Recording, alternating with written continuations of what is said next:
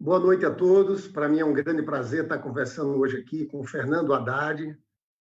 Essa é uma iniciativa da Fundação Perseu Abramo, do Observatório da Crise, e, na verdade, a gente conta com a parceria do 247, do DCM e da revista Fórum.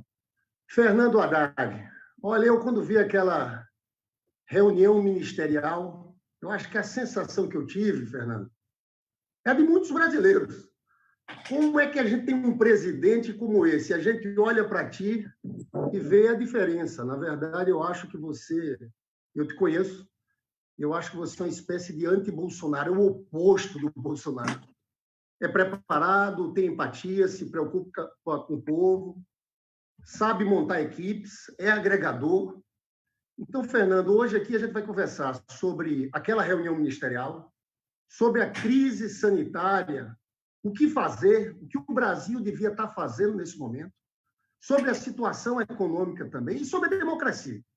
Mas eu queria começar, Fernando, falando sobre a operação feita pela Polícia Federal no dia de hoje, na verdade, uma determinação do ministro Alexandre Moraes, que foi em cima do gabinete do ódio, quem estava fabricando, produzindo fake news, e foi em cima de pessoas, inclusive a decisão do ministro, ele cita lá, ele mapeia quem são as pessoas, quem são os empresários. E eu não sei se você atentou, Fernando, na verdade, ele pediu quebra do sigilo bancário e fiscal dos empresários desde junho de 2018, ou seja, antes do processo eleitoral. Eu estou falando isso porque tem duas ações do PT no Tribunal Superior Eleitoral pedindo a cassação da chapa, discutindo isso, discutindo fake news e discutindo financiamento empresarial naqueles disparos de WhatsApp.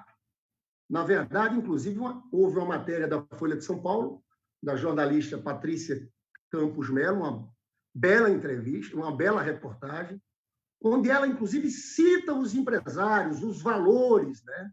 O tal do Luciano Hang, da Havan, que hoje teve na operação de busca e apreensão, já estava citado lá como um dos que financiaram, via Caixa 2, aqueles disparos de WhatsApp contra a tua campanha. Estou falando tudo isso para te perguntar o seguinte: para mim, essa eleição, essa é uma opinião pessoal minha, foi uma fraude, a prisão do presidente Lula. A gente viu como o juiz Sérgio Moro tentou ajudar o Bolsonaro na sua campanha, mas agora tem isso.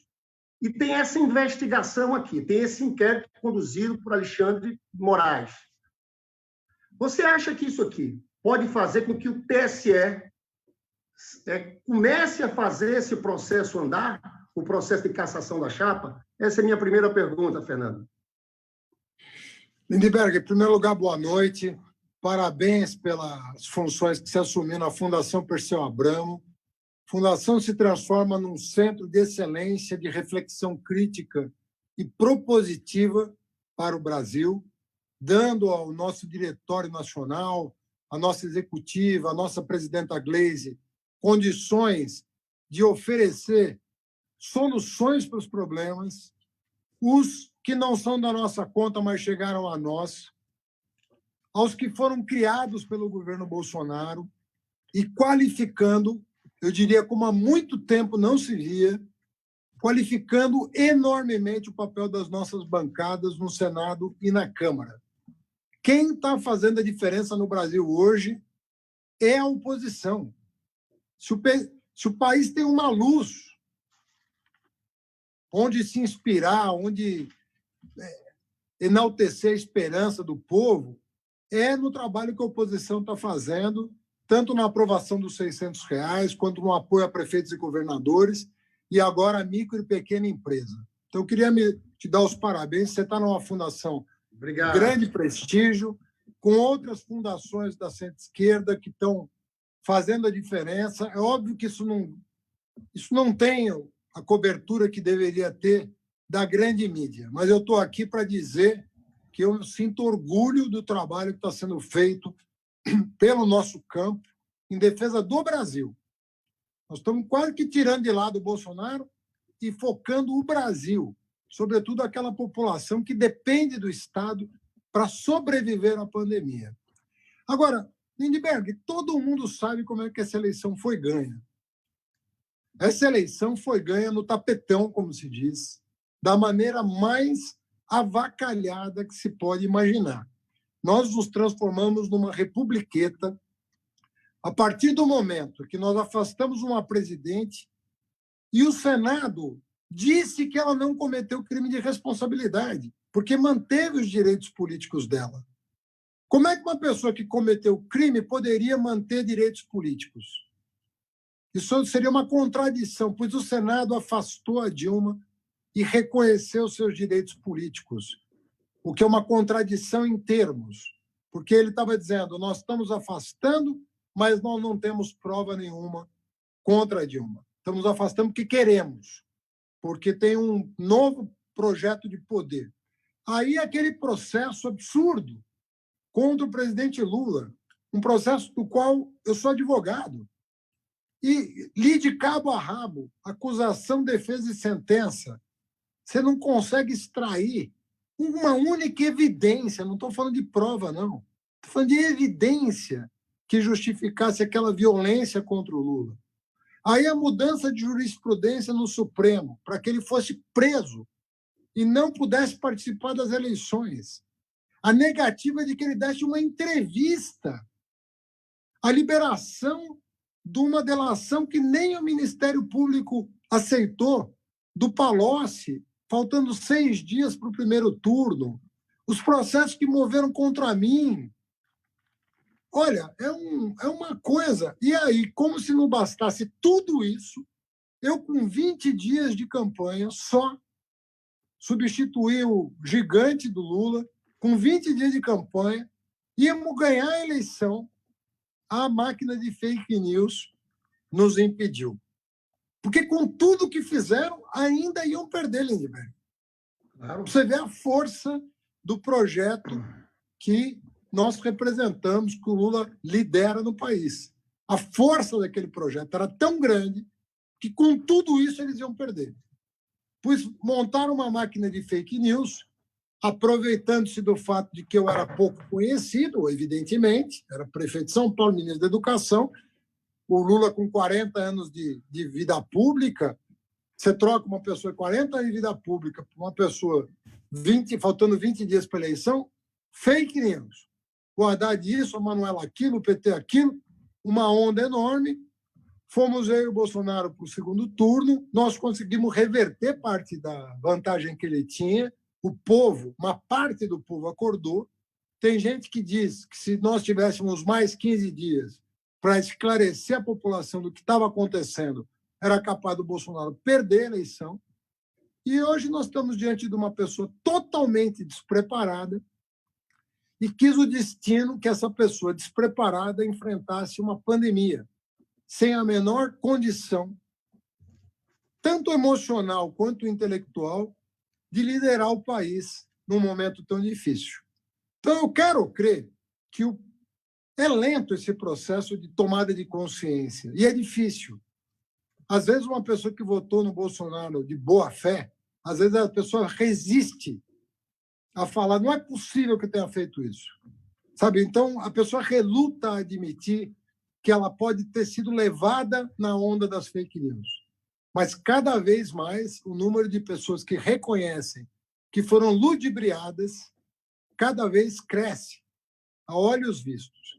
E eu quero crer que as instituições, até porque não tem alternativa, porque a saúde das próprias instituições, nesse momento, está comprometida com a violência do Poder Executivo e com as ameaças diárias que são feitas contra a democracia.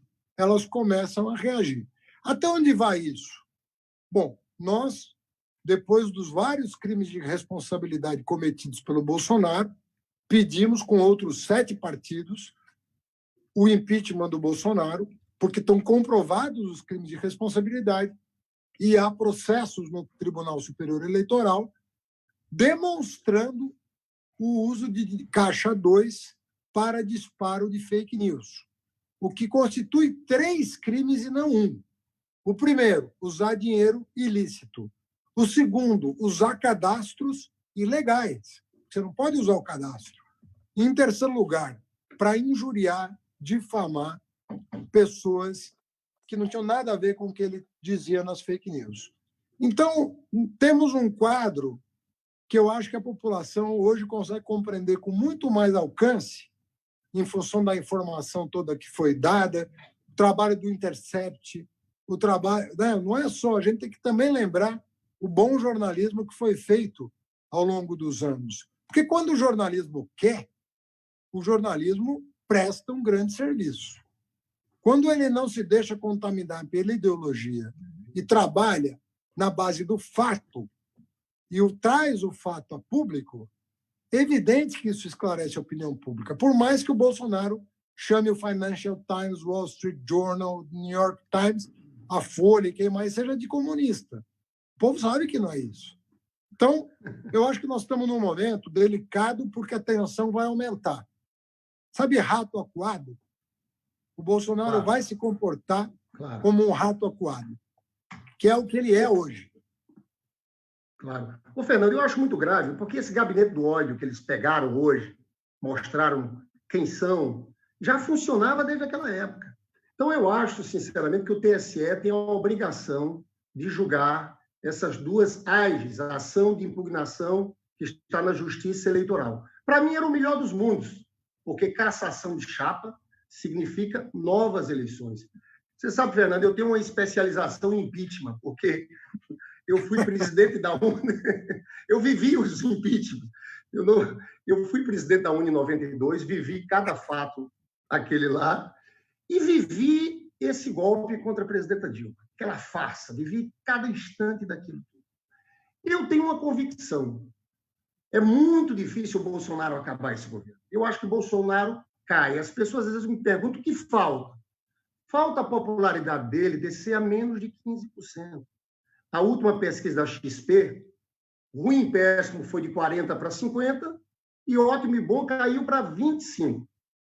Se cair para baixo de 15%, Fernando, eu acho que ele cai.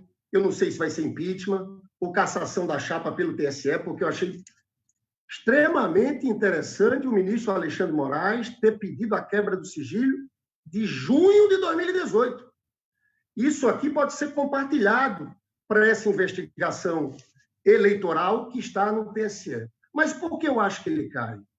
Porque eu acho que a gente está indo para uma tragédia humanitária, né? Infelizmente, por irresponsabilidade desse genocida, vai morrer muita gente no Brasil, mas uma tragédia também econômica. Tem gente falando em 20 milhões, mais de 20 milhões de desempregados, para não falar da crise política e institucional. Eu queria, então, Fernando, te perguntar o seguinte: naquela reunião ministerial, o que mais me impressionou é a falta de preocupação com o povo, descaso completo, falta de empatia, nada trataram da crise sanitária. Eu queria te fazer uma pergunta, porque eu sempre te olho e fico pensando na loucura que foi esse Bolsonaro ter sido eleito. Se você fosse presidente da República, que papel você jogaria para agregar? Porque ele faz guerra com governadores, ele, na verdade, funciona como chefe de facção, ele não é chefe de Estado. A minha pergunta a você é, no meio dessa crise aqui no Brasil, que medidas você tomaria? Lindbergh, primeiro, assim, aquilo não foi uma reunião ministerial, porque ali não tem ministro e ali não tem presidente da República. Então, chamar aquilo de reunião ministerial é um desrespeito até aqueles presidentes dos quais nós divergíamos, mas respeitávamos, porque eram pessoas que tinham se preparado para exercer o cargo com as divergências que nós nunca fizemos questão de esconder. Ao contrário, a gente sempre explicitou as nossas divergências, mas com o respeito que a democracia exige. Aqui não é. Eu participei de dezenas de reuniões ministeriais. Eu fui ministro 7 anos. Eu participei de dezenas de reuniões. Às vezes com todo o corpo do ministério, todos os ministros, e às vezes com parte do ministério, quando o assunto era mais restrito da área da educação. Mas foram dezenas e dezenas de reuniões. Eu nunca vi, mas nada nem que lembre aquela reunião. Porque aquela reunião se falou de cassino, se falou de devastação da Amazônia, se falou de trabalho escravo, de empregar 1 milhão de jovens pagando R$ 300 por mês, se falou de vender o Banco do Brasil com uma expressão que diz muito sobre o que ele pensa do Banco do Brasil, falou-se que o funcionário público é um inimigo do governo, em que tem que se colocar uma granada no bolso justamente do sujeito que hoje está cuidando dos nossos pacientes, nas UTIs, nos postos de saúde, nos hospitais, que são enfermeiros, os médicos, os policiais, que ele diz tem que botar uma granada do bolso do inimigo e não dar reajuste por não sei quantos anos. Essa é a cabeça desse governo. É desmonte, é desconstrução. Você não viu nada de propositivo ali, nada de construtivo. Então, não dá para chamar aquilo de reunião ministerial. Aquilo é uma reunião em que as vaidades se expressaram no sentido de adular o Bolsonaro. As pessoas queriam parecer mais radicais do que o próprio Bolsonaro, o que é muito difícil, mas é possível. E se viu um circo de horrores, em que um manda prender ministro do Supremo, o outro manda devastar a Amazônia. Uma crise, Lindbergh, isso não é o governo do PT. Uma crise, quando ela irrompe dessa maneira, a primeira coisa que você faz é instalar um gabinete. É chegar bem cedo, sair muito tarde. É você montar uma sala de situação.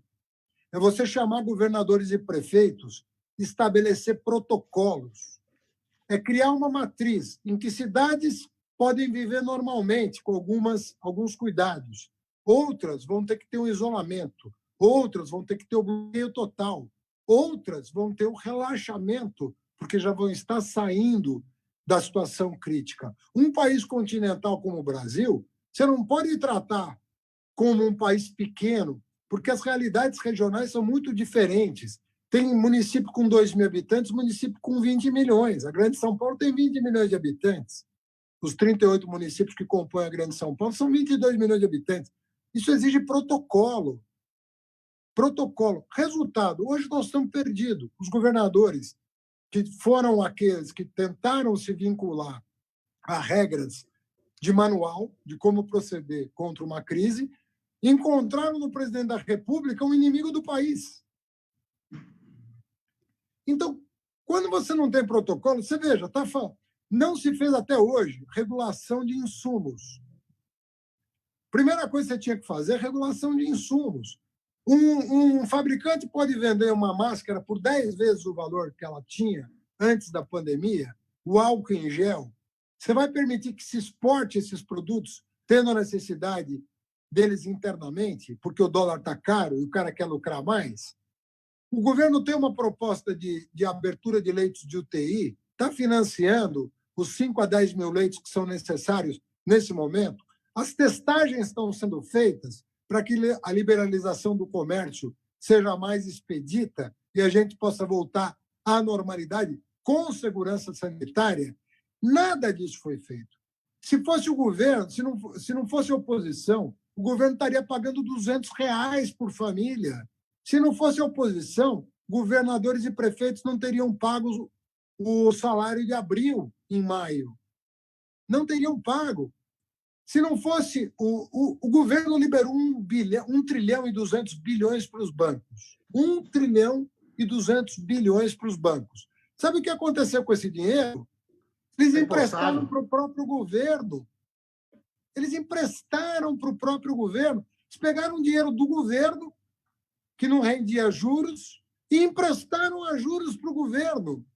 E o microempresário está lá na ponta sem saber como pagar a folha, sem saber como atravessar a pandemia. Lindbergh, o que eu quero te dizer é o seguinte, não é mágica. Ninguém está falando em mágica, a situação é grave mesmo.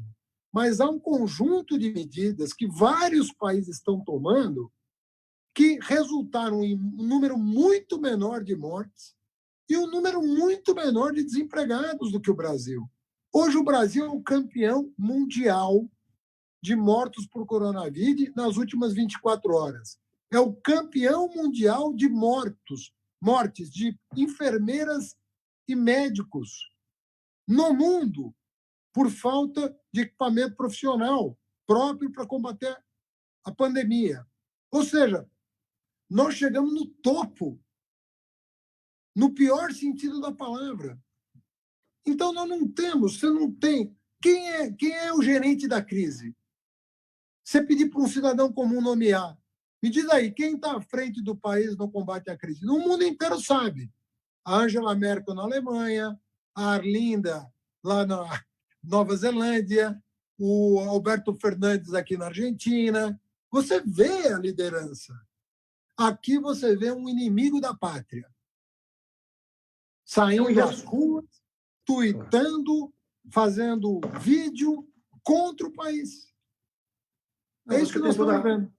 Você tem toda a razão, Fernando. Na verdade, falta liderança, falta o trabalho em conjunto. Numa hora como essa, independente do partido do governador, do prefeito, você tem que juntar todo mundo. Eu me lembro do presidente Lula naquela crise econômica de 2008, 2009. Ele fez o PAC. Eu quero falar sobre a economia já também, Fernando. Ele fez o PAC, ele fazia questão de dizer: eu não pergunto o partido do prefeito. Você tinha uma política ali, concreta, dirigida. Eu quero entrar em economia, Fernando, porque lá em 2008, já que eu estava falando do presidente Lula, nós tivemos uma crise de natureza recessiva. A economia caiu 0,9% ali em 2009. O que fez o presidente Lula? Acionou os bancos públicos, tanto o BNDES como o Banco do Brasil e a Caixa Econômica Federal, porque os bancos privados não emprestavam. Colocou as estatais, Petrobras, Eletrobras, para investirem. Tinha que ter investimento público. Aumentou o investimento social naquele ano em 10%. Fez o PAC, que é uma política de obras públicas. Eu estou falando isso porque essa crise é uma crise muito superior àquela. E me preocupa muito que os nossos neoliberais, eu digo que aqui no Brasil nós temos os neoliberais mais radicais do mundo. Essa emenda constitucional 95 do teto dos gastos, isso não existe lugar algum do mundo, né? Eles começam a dizer o seguinte: passado esse pico da pandemia, vamos voltar, tem que voltar ajuste fiscal, as reformas estruturantes. Nós estamos indo na contramão do mundo. E eu falo até de governos de direita. Você viu o Trump, na verdade, ele fala de 2,2 trilhões de investimentos. Depois aprovaram mais 500 bilhões. A Alemanha está gastando, Fernando, 10% do PIB. O Japão, 21% do PIB. Então, eu pergunto a você, eu acho que a gente vai... Você sabe que ali a situação nossa é comparável a uma situação de guerra, né? Na Segunda Guerra Mundial, antes de acabar a Segunda Guerra Mundial, já se procuravam saídas. Você tem o relatório Beveridge, na Inglaterra, onde surgiu a base daquele sistema de saúde público, do sistema de seguridade. Vocês começaram a gestar os Estados Unidos o Plano Marshall. Então, me preocupa muito aqui, na área econômica, essa posição do Paulo Guedes, infelizmente, apoiada por um setor grande da mídia. Eu queria fazer uma pergunta a você. Dado a gravidade dessa crise, que medidas teriam que ser tomadas para a gente fazer com que o país se recupere no menor tempo possível? Quais seriam as medidas econômicas que um governo sério teria que tomar nesse momento? Bom, Lindbergh, eu vou resgatar um pouco do nosso plano de governo de 2018, porque, por incrível que pareça, já em 2018, as medidas que nós propusemos teriam um efeito para combater essa crise extraordinário, um efeito extraordinário. Qual era uma das primeiras propostas que a gente tinha feito? Uma radical reforma bancária. Não dá para viver num país em que o crédito é tão caro. Não é possível superar. Por que o mundo vai se recuperar mais rápido do que o Brasil? Por causa do sistema de crédito. O sistema... Olha, eu fui comerciante 18 anos da minha vida. A pior coisa do mundo é quando você precisava recorrer a banco. Porque o banco tomava o teu lucro e uma parte do seu capital.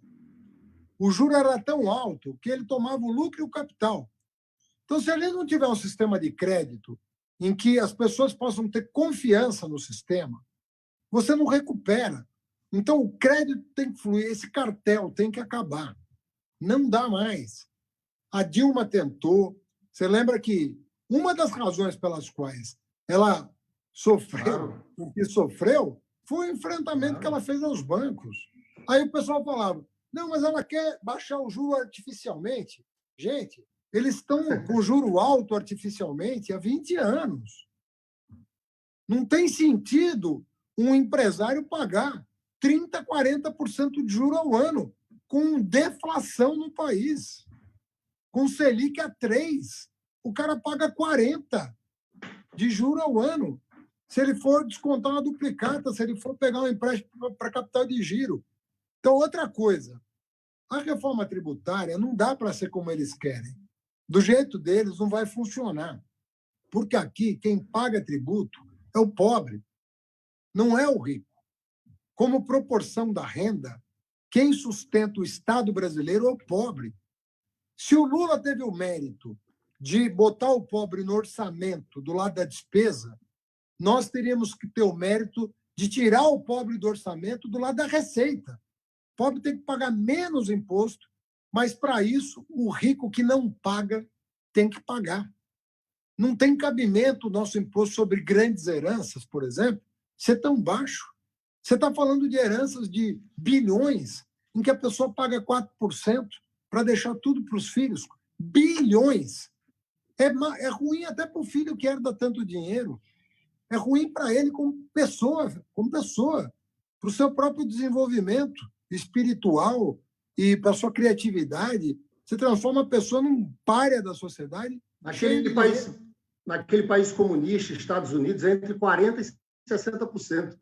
É óbvio, porque não tem cabimento o imposto incidir só sobre o consumo, não incidir sobre renda e não incidir sobre patrimônio, como no Brasil. Então, nós tínhamos que fazer isso. Outra coisa é o seguinte, não existe saída sem investimento público. Tem como, Lindbergh, nós somos um país de renda média. O Brasil, o país de renda média, ele tem uma oportunidade. Ele não é rico, mas ele não é pobre. Isso significa que ele tem algum grau de liberdade para ascender. Não existe país de renda média sem investimento público. Não tem como você... A locomotiva é o investimento público. Para quem está nos ouvindo entender, o Haddad está propondo gastar. Não, eu estou te fazendo uma pergunta retórica. As famílias vão sair ou com menos poupança ou com dívida dessa crise. A maioria vai sair com dívida. Mas mesmo quem tinha alguma poupança vai ter que gastar a poupança durante a pandemia. Qual é o resultado disso? As pessoas vão sair da pandemia consumindo menos. O mundo está em recessão. O mundo tende a comprar menos os nossos produtos. Voltou, né? Saiu aqui da... Voltou. O mundo tende a consumir menos. Os empresários, diante da situação, vão aguardar para saber como é que a economia vai ficar. Se ela vai ficar bem, se ela vai ficar mal. Bom, se todo mundo vai puxar o freio de mão, o mundo vai puxar o freio de mão, as famílias vão puxar o freio de mão, os empresários vão esperar para ver como vai ficar, quem é que vai puxar? Quem é que vai puxar o cordão? Porque a economia é um cordão. Alguém tem que puxar, alguém tem que... Isso não significa sair gastando, Lindbergh, como eles querem crer. Porque o nosso governo, que eles falam que gastou demais, foi o governo que reduziu a dívida pública à metade. Foi o governo que acumulou quase 400 bilhões de dólares de divisa, de reserva cambial, justamente para enfrentar a crise de 2008. E agora? O que o Guedes falou essa semana, Lindbergh? Nós vamos passar para o Tesouro 500 bilhões de lucro que nós tivemos com o quê? Com as reservas que o Lula comprou. Então, eles estão admitindo que quem está salvando a lavoura foram as reservas compradas 10 anos atrás. Você veja o que é ser previdente. 10 anos atrás, nós estamos fazendo um colchão de segurança que está dando condições para o país enfrentar 2008 e 2020. Fernando, deixa eu te interromper, porque, na verdade, eu tinha programado essa pergunta aqui, porque uma das narrativas feitas por essa turma do Bolsonaro, porque tem várias fake news, né? Tem aquela fake news que fizeram contra você de campanha, todo tipo de... Mas tem uma fake news mais elaborada. Uma é essa, o PT quebrou o Brasil. Acho que você já respondeu em parte. Nós, na verdade, saímos de uma dívida líquida, quando o Fernando Henrique deixou o governo, era de 60% do PIB. Caiu para o último mês da Dilma para 39% do PIB. E você bem falou agora disso tudo, 370 bi de reservas, 500 bi só da equalização cambial, está no caixa do Banco Central, para não falar de 1,3 tri que está na conta única. Então, eu faço questão de dizer isso, porque eu acho que isso aqui nós temos que dar muito argumento para essa turma nossa se defender dessa tese que o PT quebrou o Brasil. Quer ver outra mentira, Haddad, que eu fico indignado? Eles dizem: o PT tirou o dinheiro da saúde para fazer estádios para a Copa do Mundo. Gente, primeiro, só para dizer para você que está nos assistindo, o governo federal, do orçamento do governo federal, não saiu um centavo para a construção de estádio. O que tinha era empréstimos de bancos públicos, não tinha um centavo. Sabe quanto aumentou o orçamento no nosso governo na saúde? 2002 era de 24 bilhões, passou para 100 bilhões, mais médico, SAMU, o programa da farmácia popular, um crescimento, Fernando, nominal de 300%, em termos reais de 78%. Então, eu achei muito importante que você tenha falado, dado esses argumentos, porque se tem uma mentira nesse Brasil, é essa história de que o PT quebrou o Brasil. Pelo contrário, a vida de todo mundo era melhor, a vida do povo mais pobre, a gente sabe a revolução que foi feita nesse país. É por isso, Fernando, que eu queria, nesse debate, dizer o seguinte: na economia, ganhou muita força um debate sobre emissão monetária, né? As pessoas perguntam para todo mundo: da onde vai sair o dinheiro? E eu queria que você falasse um pouco sobre isso. Da onde é que sairia o dinheiro? Você fala de investimentos públicos. Você fala, nós temos que ter uma rede de proteção social nesse momento, né? Nós temos que investir mais no SUS. Se ficar a emenda constitucional 95, olha só, em 3 anos, tiraram do SUS 22 bi e meio, né? Se ficar no próximo ano essa emenda constitucional 95, o orçamento de 2021 vai sair 30 bi da saúde. Então, o que você faria? Mexeria na emenda constitucional 95 e nesse debate sobre a emissão de moeda. Tem um debate, a teoria moderna da moeda, André Lara Rezende aqui no Brasil, um debate que existe no mundo. Da onde sairia o dinheiro, Fernando? Bom, em primeiro lugar, hoje nós temos 3 regras fiscais. Nós temos a chamada regra de ouro, que você não pode emitir dívida a não ser para investimento. E isso já, na pandemia, já se estourou tudo. Porque como é que você vai enfrentar a pandemia com a regra de ouro? Você vai ter que emitir dívida para enfrentar a pandemia. Então, acabou. Segundo lugar, o teto de gasto. Como é que você vai fazer com a saúde agora? Você vai restringir o gasto em saúde agora? Então, também não funciona. Terceiro lugar, eu vou além. Além de responsabilidade fiscal, nós precisávamos de uma regra, nós precisávamos modernizar a nossa regra fiscal. Ao invés de 3 regras, o mundo desenvolvido tem uma regra só, que é a regra que mais conta, que é a seguinte: o Congresso ele autoriza o nível de endividamento do Estado. Eu acho justa essa regra. É uma regra justa. O povo representado no Congresso Nacional diz o tamanho da dívida pública. Por que eu gosto dessa regra, Lindbergh? Isso aí tem detalhes técnicos que depois a gente podia explorar. Mas por que eu gosto dessa regra? Porque nem todo gasto gera dívida como proporção do PIB. É isso que os economistas liberais não querem admitir. E é isso que o André Lara Rezende tem chamado a atenção. Existem gastos públicos que aumentam mais o PIB do que aumentam a dívida. Então, a proporção entre a dívida e o PIB diminui ao invés de aumentar. Ou seja, você tem que cuidar da qualidade do gasto. Porque o efeito multiplicador gastos, do gasto. claro, porque há gastos públicos que vão facilitar a vida do empresário, a vida do cidadão, a vida do consumidor. E esses gastos públicos fazem o PIB aumentar mais do que a dívida.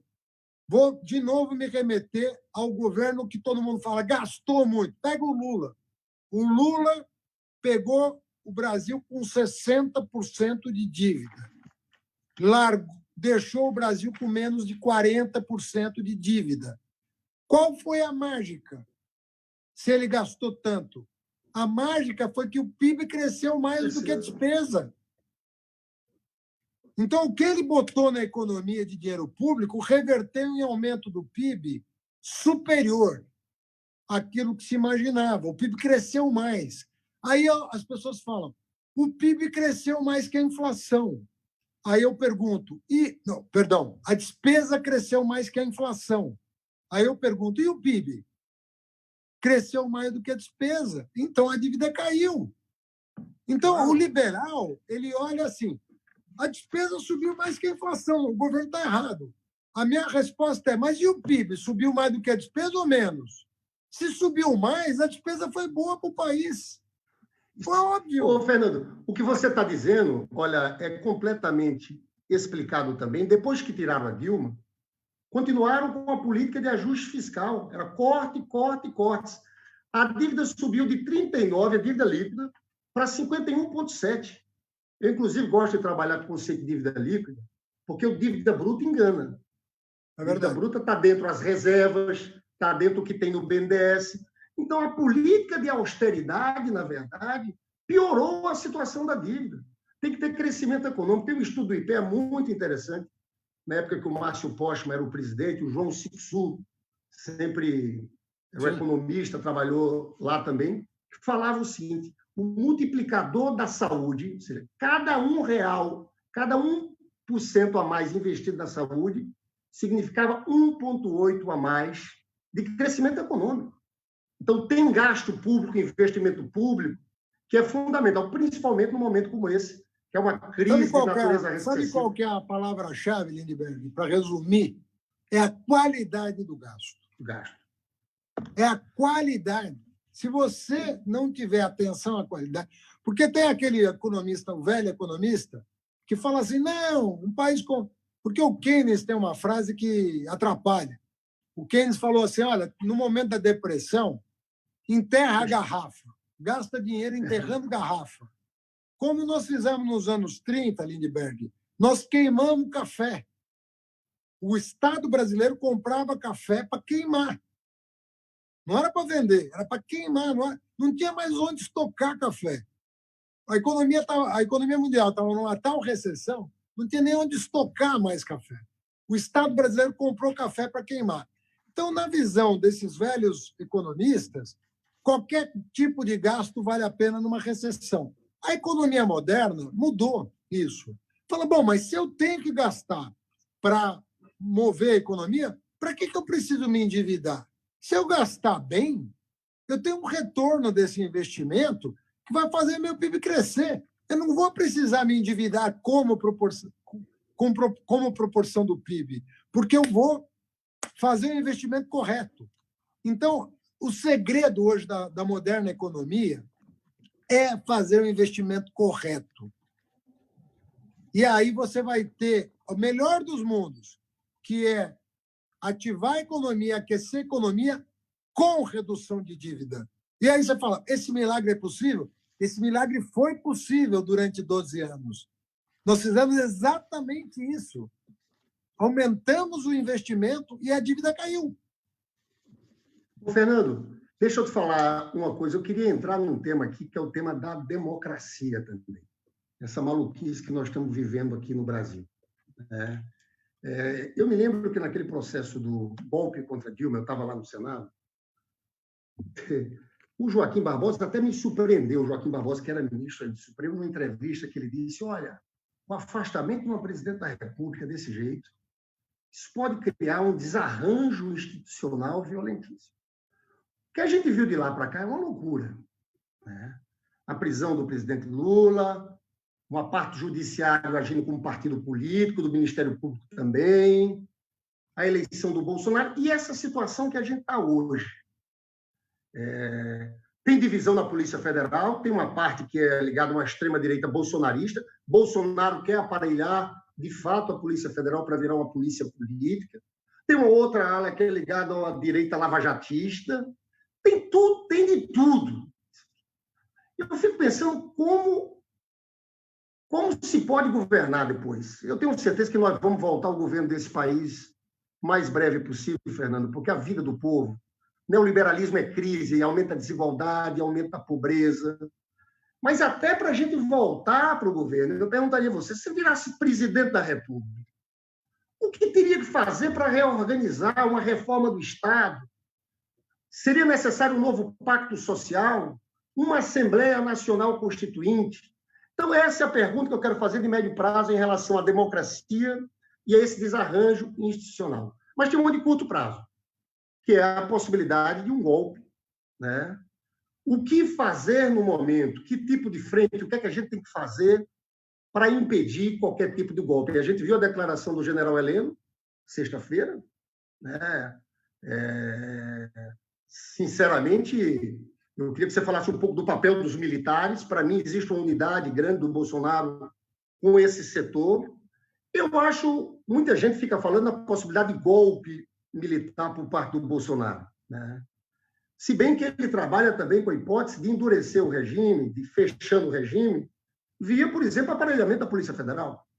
Você pode, nós estamos vivendo um estado de exceção, cada vez mais e constituindo por dentro um governo autoritário, você controlando as instituições.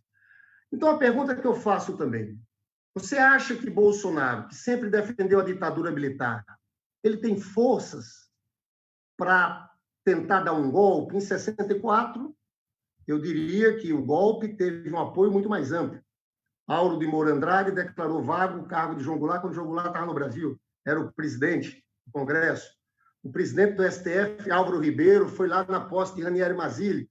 O Globo e o Estado de São Paulo saíram no dia 2 de abril, depois do golpe, vitória da democracia, ou seja, tinha um campo de aliança mais amplo. Você não acha que o Bolsonaro perdeu força no meio do povo e está muito isolado para tentar dar um golpe? Essa análise que eu queria que você fizesse.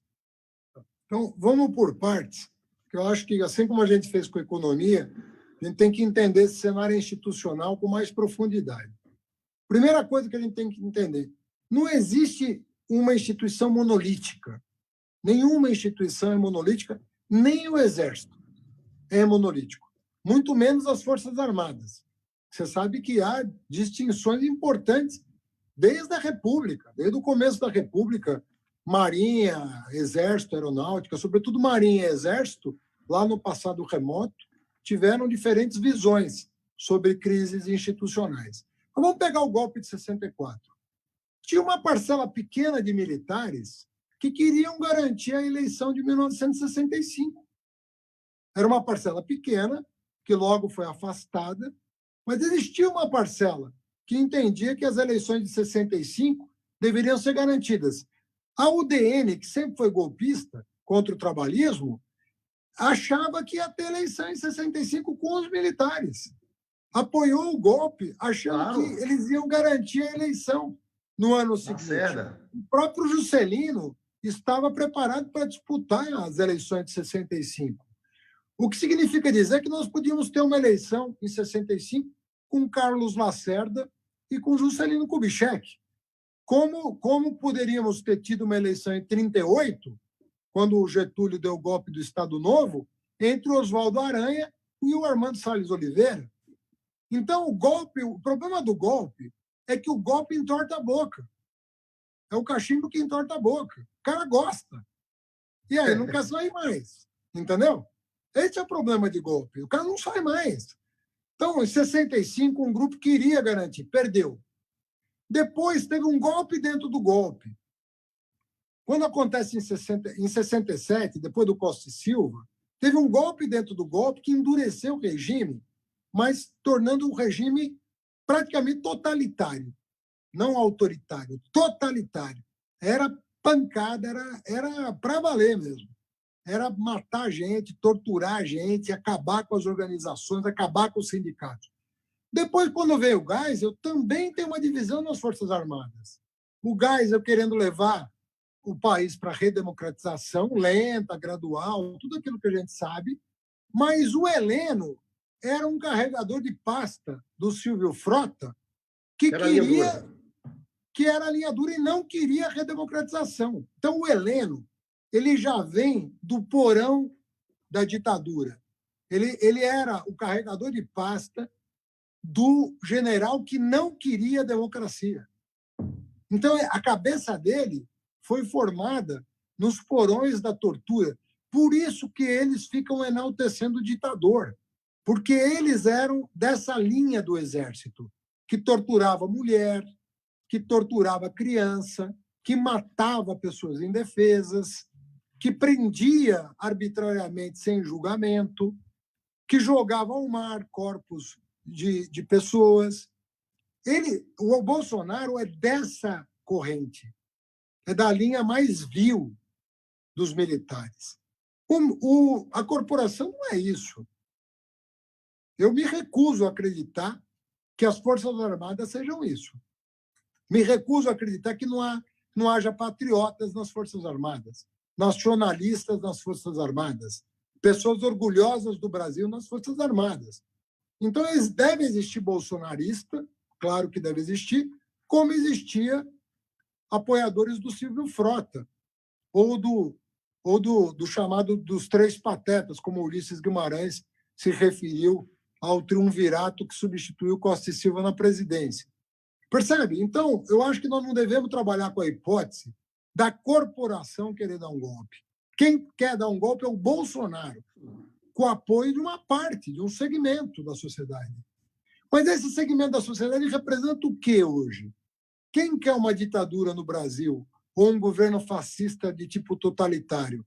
Eu não acredito que passe de 15% a 20% das pessoas.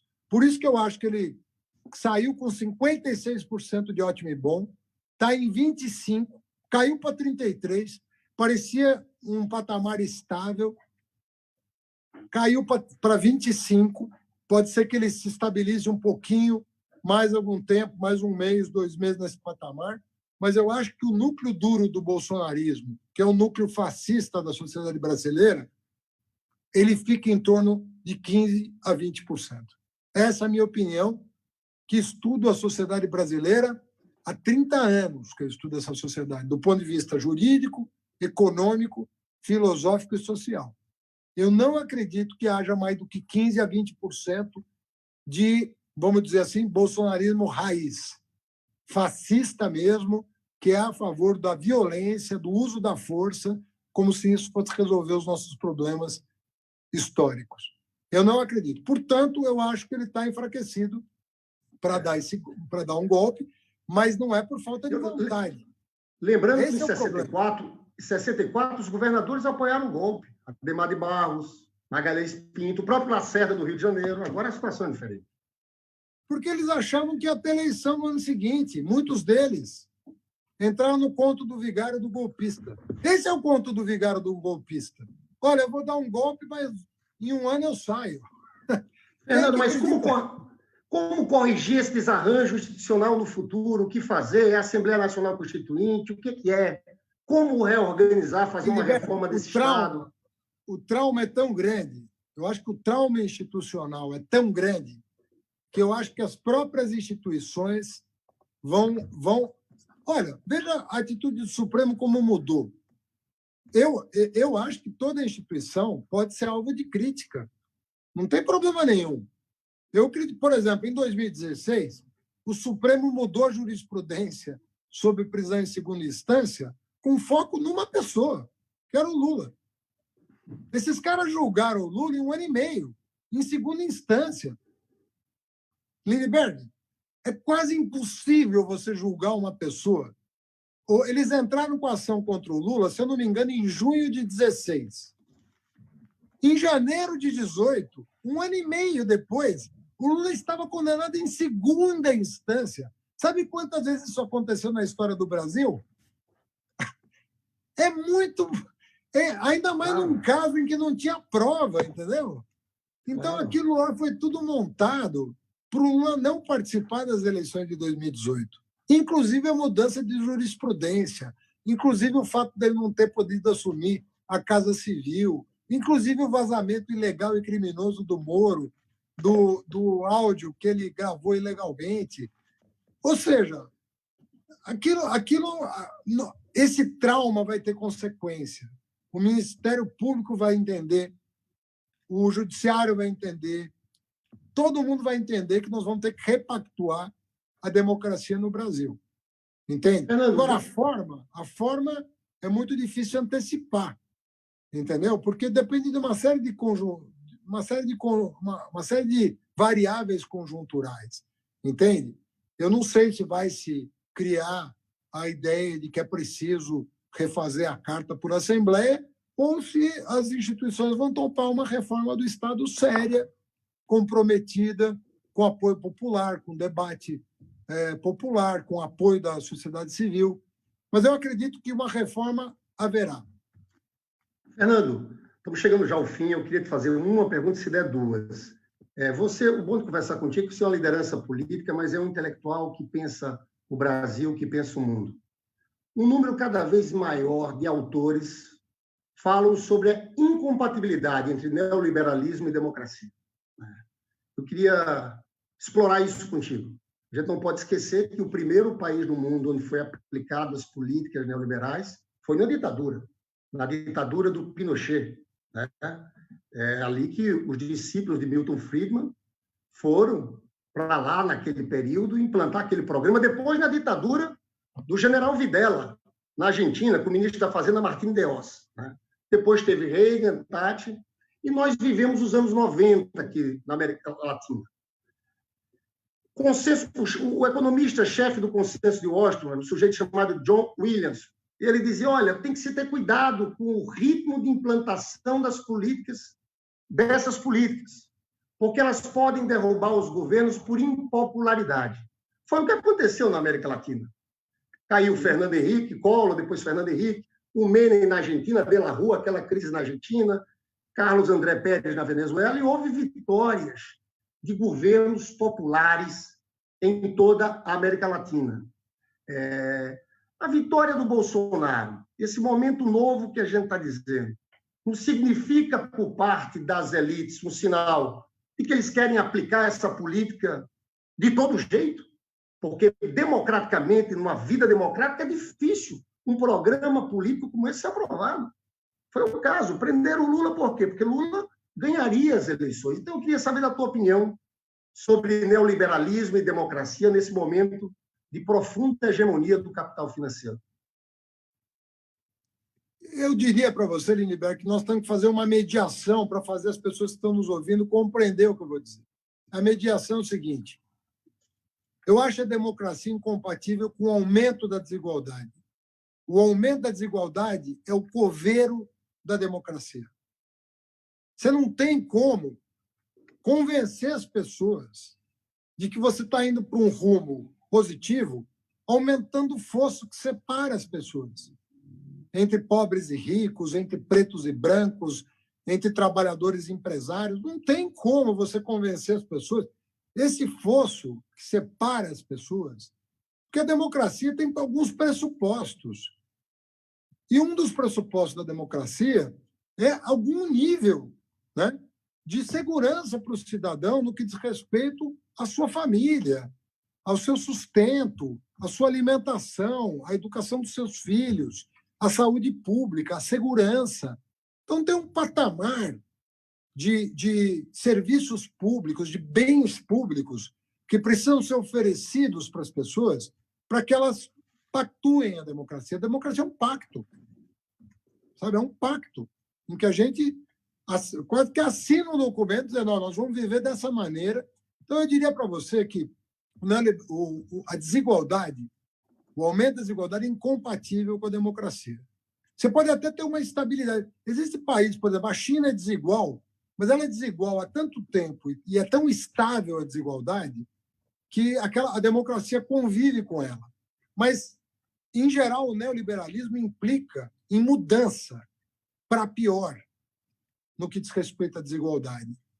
Então, por exemplo, o Trump, por incrível que pareça, ele é fruto das políticas neoliberais dos democratas. Os democratas seguiram a cartilha neoliberal do Reagan e, ao seguir a cartilha neoliberal do Reagan, que era um republicano, acabou criando as condições para um republicano de tipo fascista chegar ao poder, que é o Trump, que é um cara de extrema-direita. Ele é o sintoma de uma doença criada pelo neoliberalismo e o consequente aumento exponencial da desigualdade nos Estados Unidos. Então, a reação do trabalhador americano foi anti-establishment e acabaram votando num cara que é o Trump, que piorou as condições para o trabalhador, mas foi uma reação às políticas neoliberais. Então, aqui o fenômeno foi de outra natureza. Não foi 2008 que gerou o Bolsonaro, como gerou o Trump. Aqui foi o golpe. Aqui foi a crise criada pelo Aécio Neves, em aliança com o Eduardo Cunha, quando não aceitaram o resultado eleitoral de 2014. Você devastou a economia, aumentou a desigualdade e acabou gerando esse monstrengo que é o governo Bolsonaro. Então, o que eu digo para vocês é que a democracia ela não aceita desaforo. A democracia, assim, se todo mundo está votando livremente, evidentemente que a maioria tem que estar sendo beneficiada. Se a maioria não está sendo beneficiada por distorção da vontade popular e o fosso entre as classes sociais aumentar ao invés de diminuir, é óbvio que o neoliberalismo vai ser incompatível com a democracia. Entende? Você sabe, Fernando, que... Porque ele produz desigualdade. Claro, e é isso. Eu acho esse modelo insustentável. Nós estamos encerrando, vou fazer uma última pergunta. Para falar nisso, Fernando, você sabe que teve um ministro da Defesa do Salvador Allende, chamava Orlando Letelier, e ele foi para os Estados Unidos depois do golpe e explodiram o carro dele em Washington. Esse é um caso... E o Orlando Letelier foi o primeiro do mundo a denunciar aquela aliança dos discípulos de Milton Friedman com a ditadura sanguinária do Pinochet. Mas eu queria encerrar, Fernando, dizendo o seguinte, primeiro te agradecendo, dizendo que dói, e eu queria saber muito você sobre isso também, o que está acontecendo com o povo mais pobre desse país. A devastação. Faz tempo que eu não converso com o presidente Lula, mas eu acho que o coração dele deve estar apertado. Porque tudo aquilo que ele fez, né? A quantidade de gente que tirou da miséria. Fernando, você foi ministro da Educação, eu tenho uma maior admiração por ti. Você esteve lá em Nova Iguaçu, no Fórum Mundial da Educação, quando eu era prefeito. Mas você viu a luta que foi colocar negros, filhos dos trabalhadores, nas universidades. Eu queria que você acabasse falando do Lula, dessa opção nossa. E eu falo do Lula dizendo uma coisa. Você sabe, é uma cena que eu sempre vejo.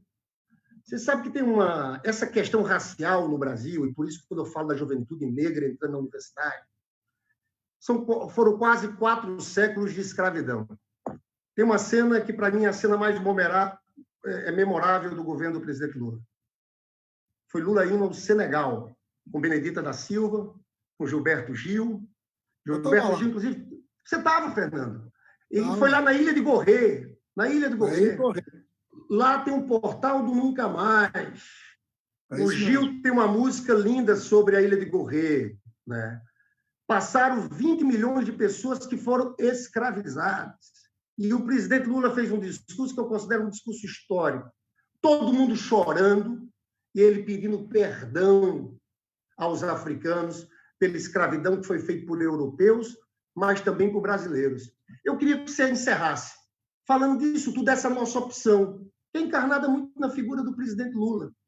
E te digo e encerro aqui que talvez um dos momentos mais emocionantes na minha trajetória de senador foi quando eu fui numa universidade pública de medicina aqui no Rio de Janeiro e vi algo em torno de 20 a 30 alunos negros estudando medicina. Foi essa transformação toda que irritou essas elites brasileiras, que são antinacionais, antidemocráticas, infelizmente com a cabeça escravocrata. Fernando, muito obrigado. Você encerra com a tua fala. Olha, Lindbergh, eu vou te falar de duas cenas. Uma que você já mencionou. O Gil cantou a capela a música dele sobre a Ilha de Gorré. E foi depois dele cantar a capela, todo mundo, ninguém se conteve. Foi um momento tão tocante que ali todo mundo desabou, todo mundo saiu a chorar. Foi muito lindo mesmo.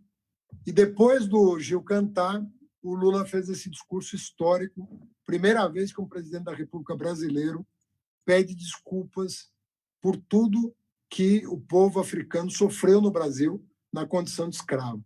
Então, uma coisa até hoje de lembrar. Agora, depois disso, eu vivi uma outra cena que eu queria te dizer, que tem a ver com o que eu vou falar para encerrar. Eu participei da primeira formatura do ProUni de Medicina. Não foi uma formatura. O que o Lula fez, na verdade? Nós convidamos todos os formandos de medicina negros.